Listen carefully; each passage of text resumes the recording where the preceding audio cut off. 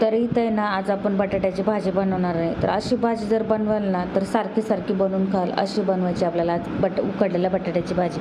तर इथंपर्यंत तेल टाकलं कढईमध्ये, जिरी मोहरीची फोडणी दिली, त्यानंतर कढीपत्ता, हिरवी मिरची, कांदा कापून टाकलेला आहे. छान असं फ्राय होतपर्यंत थोडे बटाट्याचे काप करून घेतले.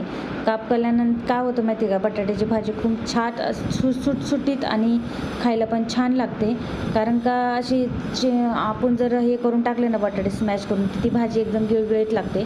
तर अशी भाजी नक्की करून पहा एकदा ह्या पद्धतीने. नक्कीच तुम्हाला टिफिनलासुद्धा, मुलांना खायलासुद्धा छान वाटते आणि पाहायलासुद्धा छान वाटते. तर इथं बघा कांदा टमाटर सगळं छान असं फ्राय झालं. त्याच्यात मी थोडं हळद टाकलेली आहे. हळद टाकल्यानंतरला बटाटे जे होते कापलेले ते काप टाकून घेतले त्याच्यामध्ये. त्याच्यावरती मीठ वगैरे टाकून घेतलं. छान असं फ्राय केलेलं आहे. छान एक 10 मिनिट आपल्याला भाजीना मंद गॅसवरती ना, बारीक गॅसवरती छान अशी भाजी हलवून घ्यायची. पाहू शकता भाजी किती छान झालेली आहे आणि सुटसुटीत होते, चिकट अजिबात होत नाही आणि पाहायलासुद्धा भारी वाटते आणि खायलासुद्धा खरंच खूप छान लागते. तर आजचा व्हिडिओ एवढाच होता. तर चला बाय बाय. व्हिडिओ आवडल्यास लाईक शेअर सबस्क्राईब नक्की करा. बाय. इथं भांडे वगैरे घासून झालेले आहेत.